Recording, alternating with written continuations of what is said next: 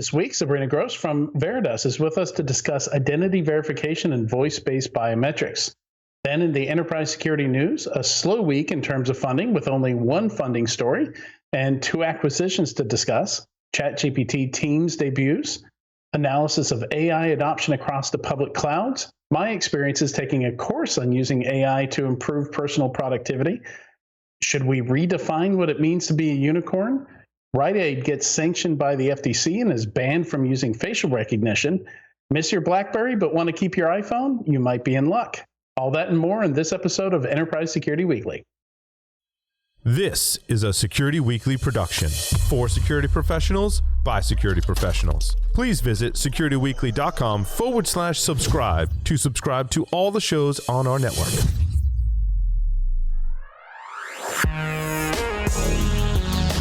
Broadcasting live from G-Unit Studios in Rhode Island, it's the show where we talk security vendors and aren't afraid to name names. It's Enterprise Security Weekly.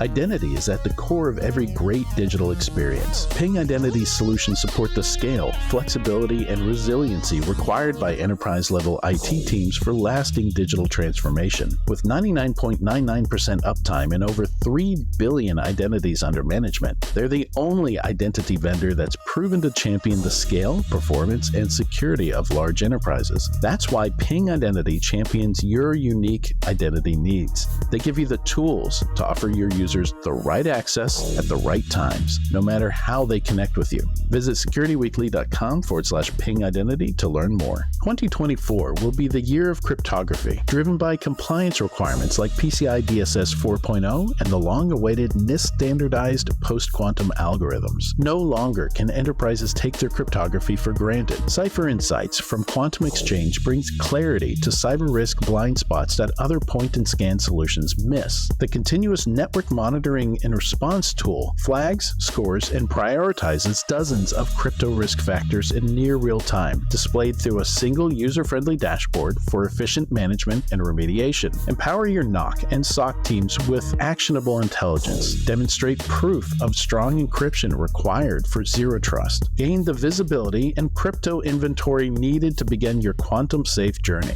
To learn more, visit securityweekly.com/quantum exchange. Welcome to Enterprise Security Weekly and happy National Gourmet Coffee Day.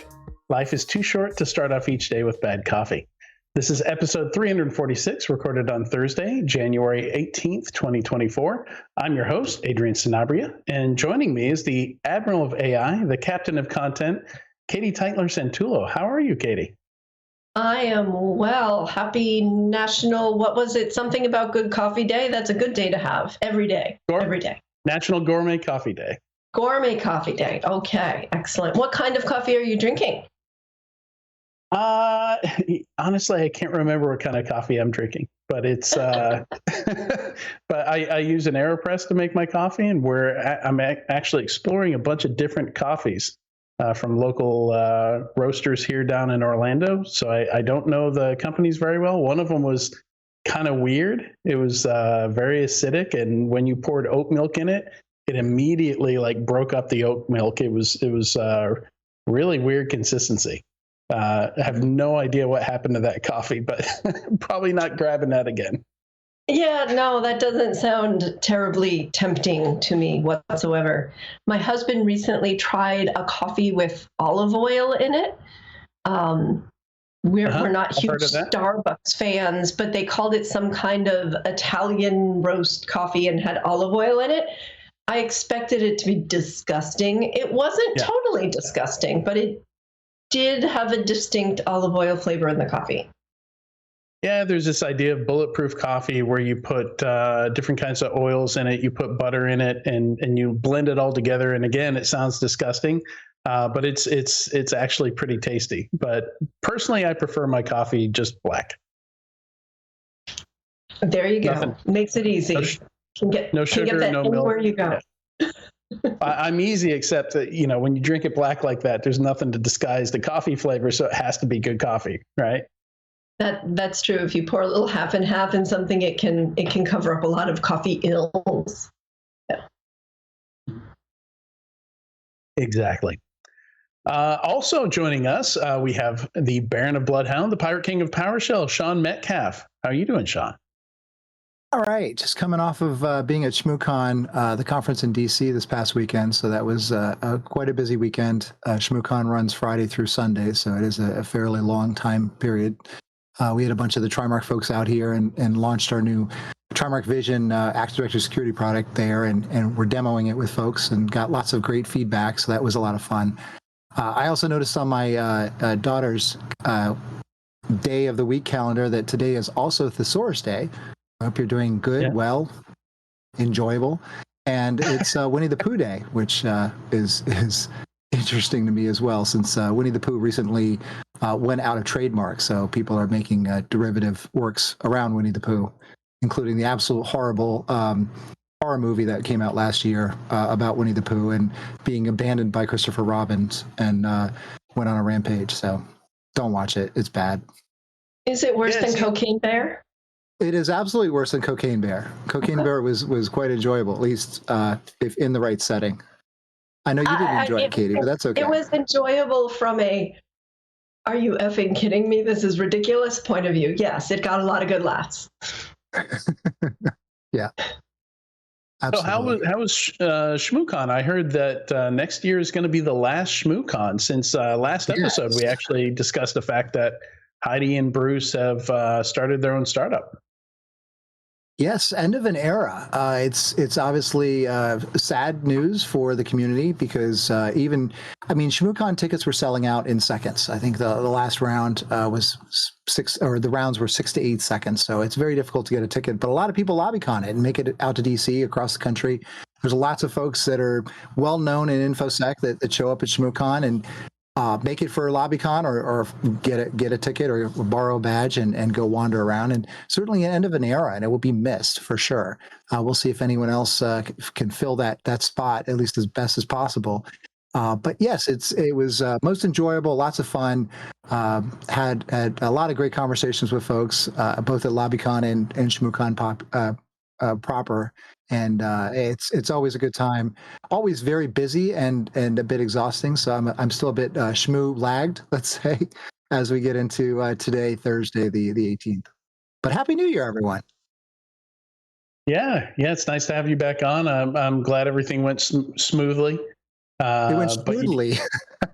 You got a bit schmooshed. A little bit, as most do there. All right, quick announcement here. Security Weekly listeners, cyber threats are evolving. Is your organization keeping up? The 2023 Cybersecurity Year in Review is here. Uncover the latest challenges and strategic responses in CRA's 2023 Cybersecurity Year in Review, sponsored by RSA Conference. From the impact of generative AI to the risks of ransomware to navigating new SEC rulings, get ahead for 2024 with your free copy. Download the report at securityweekly.com/year in review 2023. All right, so today's topic is trends in identity verification, which is an interesting topic that we've only recently noticed just a lot of funding into, a lot of attention on, and we've started including in our shows. We're excited to have Sabrina Gross, the Regional Director of Strategic Partners from Veridas, with us today. Sabrina has a background in investigative systems where she worked with law enforcement agencies in Europe and the Middle East. Managing the line between good customer experience and fraud prevention is where she's focused today. Welcome, Sabrina. Hi, it's so nice to be here. Thank you for having me today, especially on Gourmet Coffee Day. It's one of my favorite sort of things to have. Yeah, and was all that correct? Giving your background there, how I'm saying your name? Yeah, absolutely correct. So I've been working for many years sort of with different investigating or providing investigative systems to law enforcement agencies. And it's always sort of a trick to balance between how can we get the best security, get the most out of the systems and the data that we get, but also have a good customer experience. So it's always been sort of the balancing act. And today my role, it's more how can we help our customers do the same thing with their end customers. Yeah, early in my career, I worked for a large U.S.-based payment processor, and the security team just happened to be positioned very close to the fraud team, the loss. I'm blanking on the term, loss prevention group, and we worked, collaborated a lot with them. Sometimes they needed our help to do some forensic work. And sometimes we needed their help to understand a scam or something like that. But it seems like there's a lot of parallels between cybersecurity and preventing fraud, anti-fraud work. Yeah, definitely. Because when we are thinking of security, when we are thinking about fraud or fraud prevention, actually, it's always about layering, right? So it's the same with cybersecurity. You want to add more and more obstacles. And it's the same with fraud. You sort of need to peel every time another layer, another scam, another option to get through the different systems and the different ways of getting to the customers. Most commonly money, but it could be also other type of information. So there are a lot of parallels, and it goes really, really hand to hand, cybersecurity and anti-fraud measurements. And I recall just 10 years ago, I remember my first fully remote job. I got that job. There were a lot of interviews, but I never went in person and visited the company. And they never did any kind of identity verification. So I remember thinking, is this direct deposit actually going to hit my account? Do I really work for a company? Like I signed some documents, but I haven't met anybody from the company and they haven't met me. And, it was kind of fascinating to me. I mean, other companies were doing identity verification back then. This company just happened to skip that process, I guess. It wasn't a huge risk for them. They weren't a huge company at that point. But during the pandemic, I think we've all seen and heard about unemployment scams, people pretending to be other people to get their benefits and things like that. So is it just me, or did that type of fraud, that type of identity fraud, especially employment fraud, just shoot up quite a bit over the past couple of years? Well, it's a bit difficult to say statistically, because I think no one really wants to say, this is the amount of fraud that we will have in our organizations, but it's enough to look at what you see on the news. So I think it was 2 months ago, maybe, there was a big story coming out from China of a woman that actually held 13 different jobs at the same time. And what she was doing is going for an interview, then posting herself in the interview in that company as if, I'm going to meet clients, and sharing that within her own organization, and then getting more and more and more and more jobs. She obviously subletted everything. So she had neighbors and family members doing all the work instead of her. And she was caught after, I think, 2 or 3 years. So just imagine, wow. She held potentially 13 different jobs, but it's all because the system enabled her, right? Because she was really good on interviews, but then the person who interviewed her was not her line manager, so it was never sort of fully connected. So we do see that. We do see that quite a bit, especially when you have the disconnect between the person who's interviewing and the manager, the day-to-day manager. So wherever you have lots of temp employees, or when it's really distributed organizations, then you could see that, definitely. Yeah, it's interesting. Every time I get some insight into a company's employment procedures, there's a bit of a surprise there. There was a big one in the news last week, I want to say. I'm not going to say the name of the company, but somebody getting laid off from an organization recorded their experience. And the line manager, their direct manager, wasn't involved in the process, and apparently wasn't even aware of the process. So, I think that was kind of a shock to some people that, these processes aren't similar across all companies. You get the sense that there's a playbook, an HR playbook for hiring people, for letting people go, for things like that. But apparently it's significantly different from company to company. I would say also from country to country, right? Because regulations is different. So here in the UK, you have to check that a person has the right to work in the UK. And it's not necessarily the same in other countries. So in some cases, yes, in some cases, not. when you have a lot of people that want to live off the grid as well, so they might go to a job that just require, what's your name, be here on this time, and that's it. So it does, I think, really change between sectors and countries and jobs. So when we talk about fraud in identity verification and during, the things that we use, so let me start there. What are there other things I'm missing that we're using identity verification other than just employing somebody? Because I'm sure that's not the only thing. When we travel, coming in and out of the country, there's obviously some identity verification there. When we go through customs and re-entering countries or visiting countries, what are some of the use cases for identity verification today that maybe I'm not thinking of? So, of course, we start with employment. That is very, very basic. But we have also, and you mentioned travel, which is, I think, the go-to with all of us when we are thinking about it. But healthcare.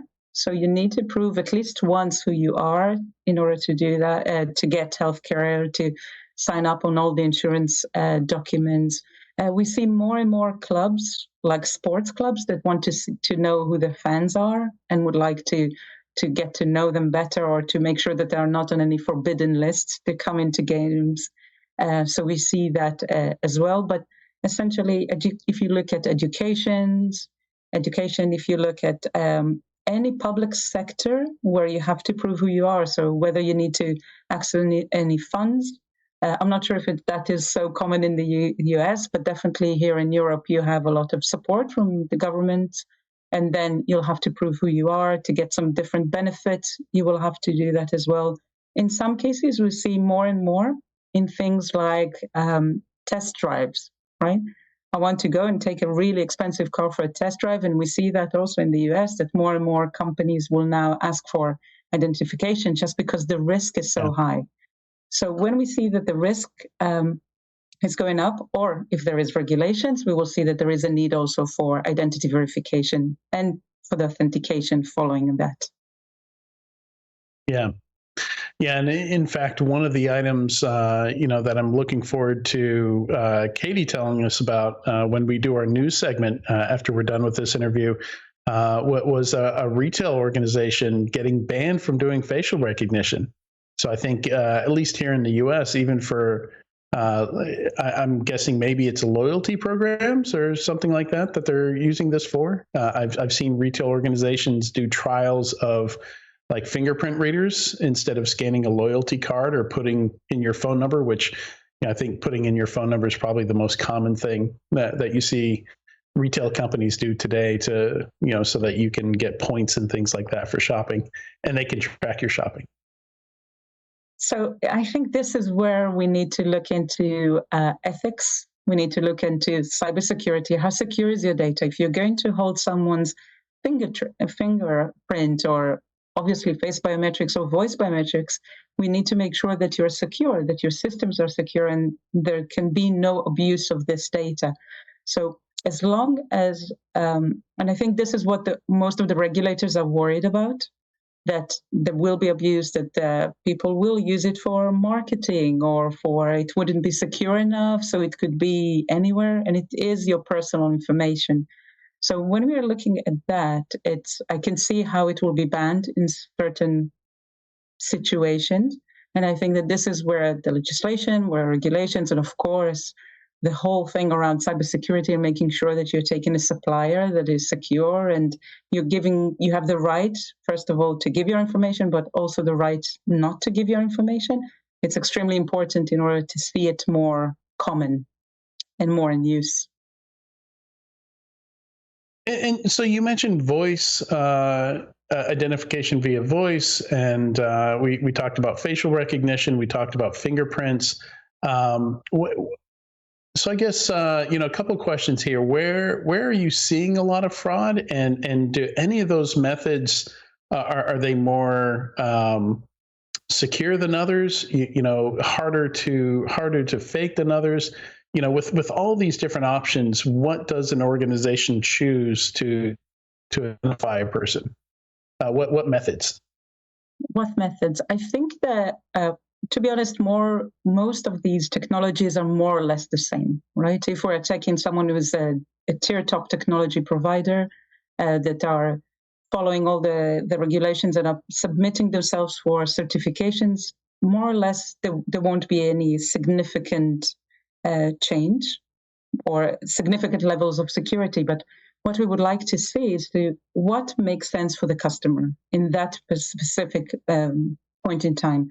Because, for example, if you, for religious reasons, you're covering your face, or if you're in an area where you can't actually use face biometrics, you might want to use voice, where you don't have maybe full network coverage or internet coverage constantly, you might want to take another route. So this is where what we think, or what I think that needs to happen, is that we need to work with our customers to find the right channel for them at that specific circumstance. So, for example, same as when I go in with my phone. So for me to open my phone using my, just the regular face authentication doesn't work if I have my hair tied up, and if I wear my glasses, then it wouldn't necessarily recognize me. If I'm out in the public, I wouldn't want to punch in my passcode. I would prefer to use a fingerprint. So we need, and technology luckily enables us to use different technologies in different methods and different points of time, and also depending on the risk. Again, risk appetite that we will see. So sometimes, fingerprints will be enough. Sometimes just we would like to go a bit further. We would like to go with face biometrics or with voice biometrics. And it's also really depends on the devices that our customers will have. Not everyone will have a smartphone that they would be able to use a face biometrics or to use a fingerprint. Sometimes they will have to use their voice, because that will be the easiest way for them to communicate. So when we are opening that door, I think this is where it becomes interesting, because this is where we can reach a bigger crowd of people. We can let them have the choice. We can solve more problems in more countries across more continents. And this is where the beauty of technology comes into play. Now, with all of them, with the development of AI, and if in the massive development that we see with deep fakes, whether it is for face or voice, we see that there is, and always we need to continue running. We always need to continue enhancing our security measures to make sure that there is no fraud. So I don't think there is any specific technology that is more vulnerable than the other, or any specific biometrics that is more vulnerable than the other. We need to make sure that we have different layers of security, and that we're giving the customers the choice to use whatever is convenient for them. And Shawn, I think this is a good place for you to jump in. You had some questions about secure ways to use some of these technologies, some of these biometrics. I think at this point, most people are familiar with biometric authentication. So most commonly on their phones, whether it's a fingerprint or facial recognition, and certainly is when people travel, they're being greeted more and more with a camera to identify who is traveling. So my question is this: is there a bad way to capture facial recognition data? And I guess the problem is, i.e. keeping the raw data so it's potentially reusable, could be extracted and reused elsewhere in another facial recognition system. And what is the best way to capture and store so that it only works for the specific use case? So like on an iPhone. I think really my question is around, are the companies actually kind of creating a hash or some sort of additional representation of that facial data or that biometric data in order to use it for that specific situation and circumstance? Or is this something that ends up becoming more broadly and potentially stolen and reused elsewhere? And should people be concerned? This is a very, very good question. And there are a lot of differences between the different suppliers. And when we're talking about face biometrics on our phone, it's not necessarily exactly the same technology or the same rigor as what we will see, for example, when we are going through passport control. So we need to understand, like any technology, for example, a camera is not a camera is not a camera. It's the same with also when we're looking at face biometrics. I can speak only on how we store the data. And what we will do is exactly that. We will take the hash key, we will create a hash key, and we will always compare the hash key. So it's also reversible as well. Not all the companies use the same technology, so I feel uncomfortable talking about other people's technology. But if I was to buy technology for my organization, yes, this is very much one of the considerations. How are we storing the data? Is it reversible? Can someone take it and just engineer out of it something else? Can they just inject maybe another photo while we're doing the comparison? So there are a lot of things to consider, mostly around how the solution is working. And for, let's say, as customers, we need to remember that what I have on my phone, it's not necessarily the same solution that my bank will deploy or custom controls will deploy. Probably they have something that has more complex algorithms and can cater for different things, like my changing appearance, one day with the glasses, one day without. Well, my phone can't recognize me. Our system, for example, can. Or if someone changes their appearance drastically, or age, or, now that we're all New Year resolution, again, exercising and eating healthily, maybe that will cause some changes. So if you are looking to implement a face biometric system, you should look into these things. Is it secure? Can it be reversible? How is it stored? Where is it stored? Who owns the data? Which is another very important point. And make sure that all of that will be secure. And there are differences between the different technologies. Thank you. So my thinking around this, as I was mentioning or alluding to, is really around effectively providing a hash or the representation of the raw data. And certainly what we heard about 23andMe recently is that the raw genetic information for every one of the users was available and potentially stolen in that database. So, extrapolating from there, if an attacker is able to capture my raw genetic data, or at least a representation of family members' raw genetic data, and correlate that with me, and then they also potentially have access to the full biometric around what my face looks like, things get pretty concerning pretty quickly as we move into the future, and more of where we go and what we do ends up capturing us on camera, or leveraging how we look or something that we are as part of our authentication process for these systems that certainly are more and more complex. Is there, or are there, governments that are looking at this and trying to figure out ways to ensure that biometric data is processed securely, like what we do with credit cards? In the US, there's the PCI regulations around that. Certainly in Europe, there's GDPR around the right to be forgotten. How does that tie into the situation as well? So it's a very complex question. You actually asked a lot of things sort of tied into one, because it's such a fascinating it is a fascinating topic, and we can talk about it for a very long time. But just to break it down a little bit. So the first thing is to understand how it is processed. How is the information processed? You can have different safeguards within your algorithms, which I'm not going to share just for obvious reasons. But you have safeguards within the process. You have to have. Now, it's not only to make sure that the person that you're taking a photo doesn't have a face mask, or is not using filters and things like that, but it's also how can we transport that information, make sure that it's processed, make sure it's secure, and make sure that when we're using the authentication the next time, it will also be secure and safe. So all of these kind of things depends on the provider. There are, of course, a lot of cybersecurity testing around it, making sure that you cannot reuse the information, that you cannot steal it. And it's not just anymore. It's not just, there is this distance between my eyes, which will not change, and I can just grab it and synthesize that information and create a new identity using my biometric information. I will just emphasize again that, of course, all databases always need to be protected. This is the hand in hand we were talking about with the cybersecurity. It always has to be protected. It always has to be tied in and making sure that the whole process is secure into it. And when you're actually giving your consent for someone to use your face biometrics, you need to understand that these are big companies that have the information secure, that are constantly working on it.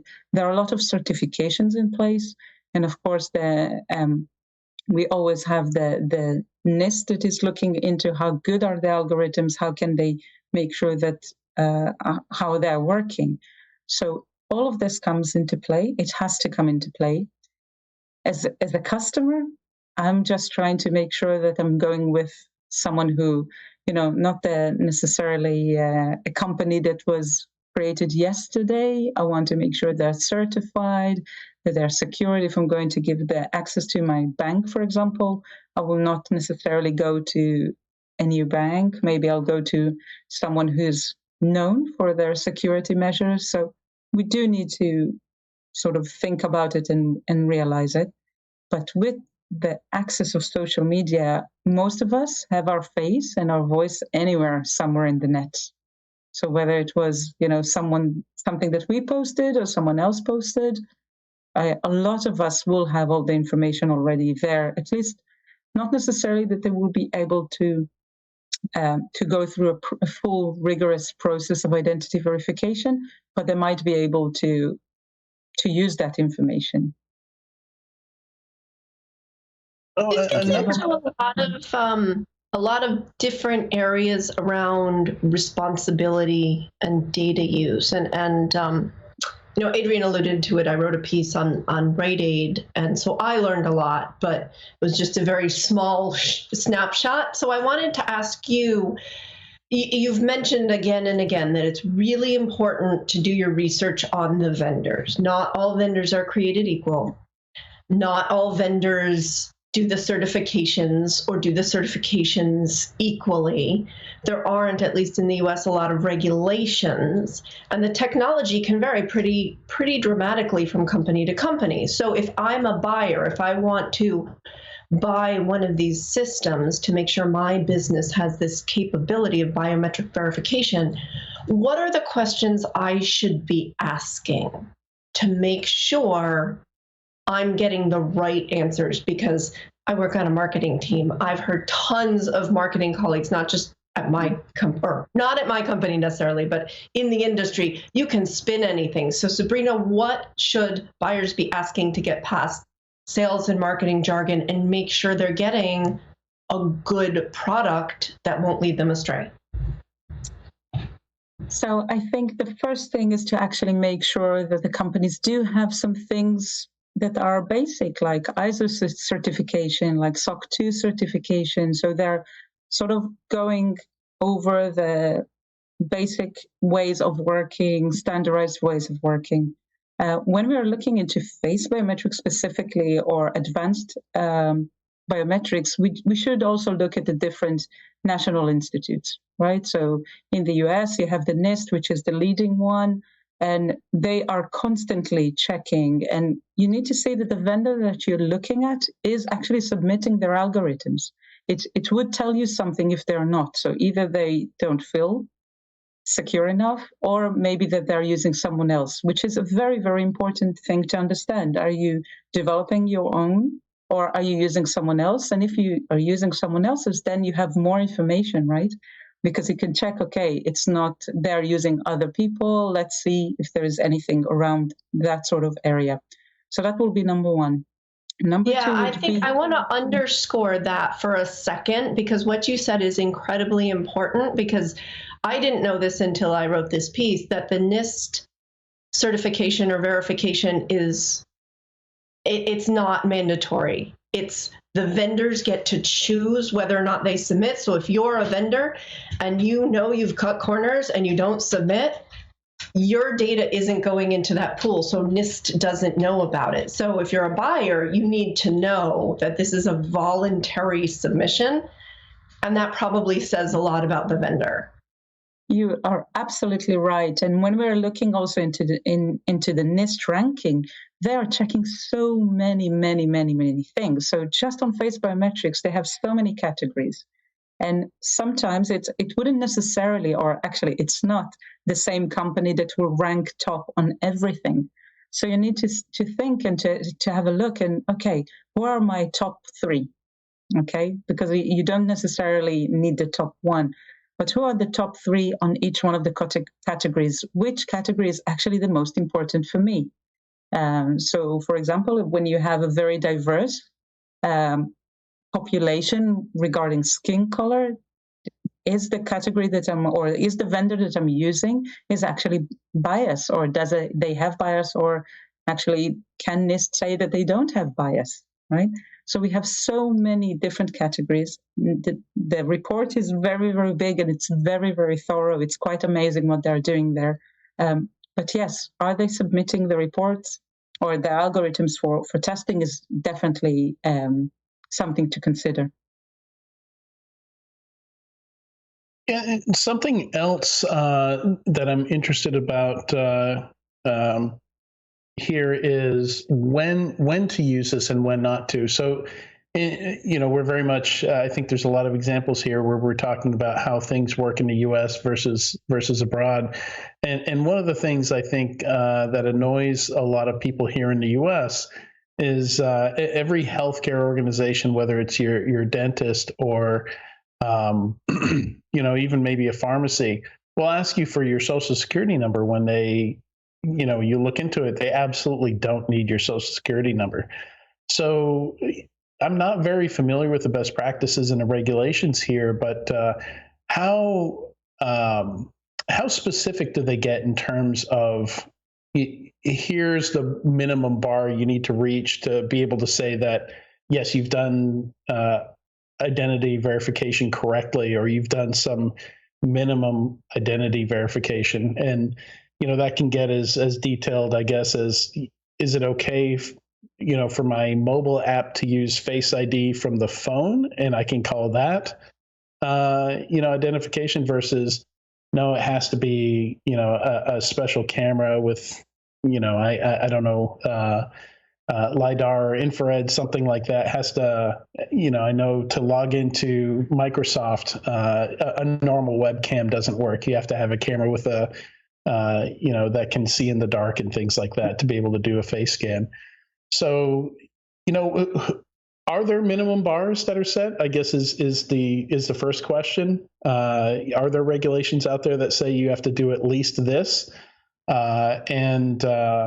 How prescriptive are those, and like where does that go? Do you see a lot of organizations doing maybe too much and overreaching? I'll start with the second question. Yes, definitely. I think there are a lot of organizations that are doing too much.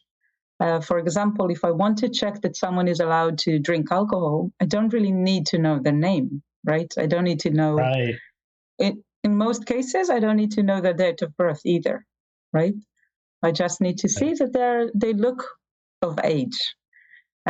Same with other things. If we're thinking adult content, if we're thinking, or to be honest, even if I'm going to the chemist, to the pharmacy, they wouldn't necessarily need to know why I need certain things. So with identity, which is such a big topic, sometimes all we need is the name, maybe social security number, maybe not, depending. Date of birth, again, if you want to see if I'm a senior citizen, yeah, maybe you need to see my date of birth, but not necessarily.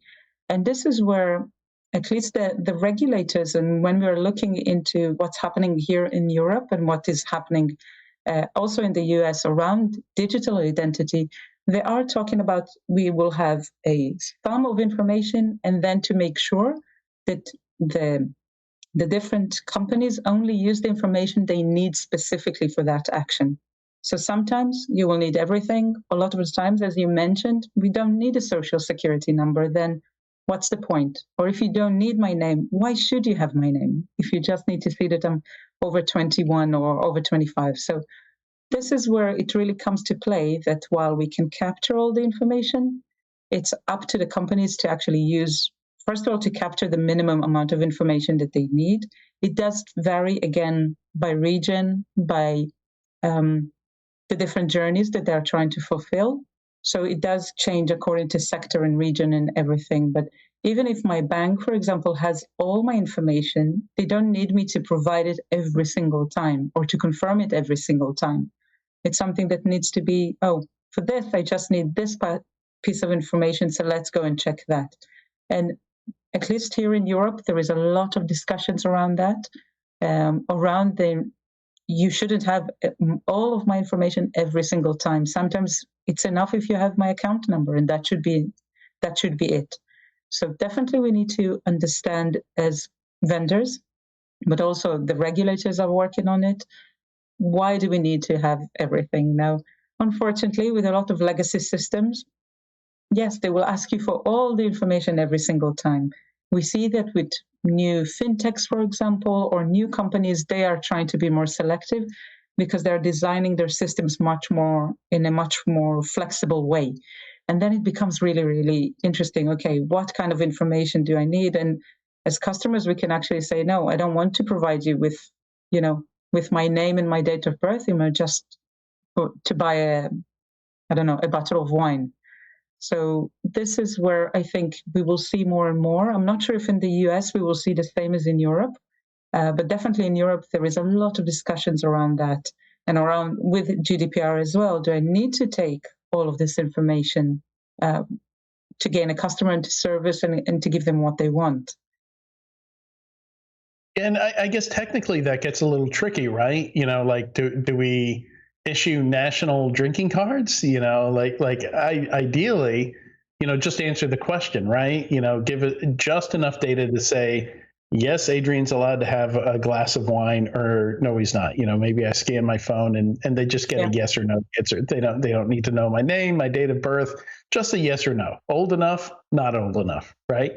But how do you, I guess technically then it gets tricky, right? Like how do you share such a basic piece of data when we're all using ID cards that have far too much data on them, right?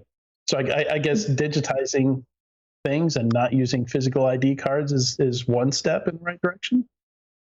So this again depends. So for the majority of us, or let's say if the legal age of drinking is 21, then maybe the people that are between 18 and 24, maybe technology is not there yet to say, oh, you're over 21, so you can drink, right? But if we look at the majority of adults that are allowed to drink, just to face age estimation, which is something, it's a technology that is already available commercially, and multiple vendors are now selling it, then it will be enough. I will just have a selfie. You don't even know my name. You don't know any of my details, but you look at my face. Oh, yes, you look over 21. Fantastic. Go ahead. Oh, you're somewhere in that between zone. Maybe now you need to show your ID. Just by doing that, we will eliminate the need for a large, amount of the population from actually needing to share all this information when they don't need to. So this is one sort of avenue we can take. The other one, if we're looking at digital ID cards, they will have all the information as well. It's just a matter of making sure that the app or whatever it is that is enabling us to ask the question, is this person allowed to drink, just to check a flag. So and without, again, sharing all my information. So this is the beauty of technology. We can do that in many different ways. I think the age estimation thing is so quick and it's so simple, and it's not depending on which digital ID you will have, or which wallet you will have. You just need a camera with a specific certification, and that's it. A specification, and that's it. So there are many ways of solving each problems, and I think we will see more and more the ones that are more automated, more based on algorithms and face biometrics to check and to see, yeah, this person is over the age. And this is something that is now spreading and it's coming. Yeah, and you mentioned that we actually had the FTC sanctioned CEO of a retail company here that delivered alcohol because they were gathering too much data on customers. And so now he's sanctioned for the next 20 years. Whether he starts another company or joins another company for the next 20 years, the CEO has to prove to the FTC that he's not gathering too much data on customers, as well as there are two other things mentioned by the sanctions. That's I haven't heard that.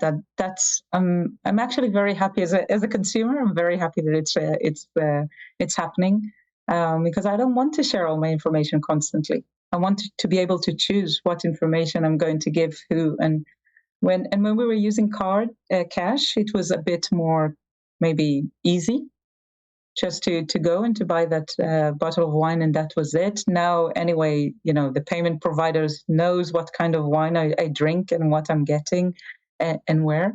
But at least with my age or other information, maybe if we're using other methods, it won't be so readily available everywhere. Right. Anything else?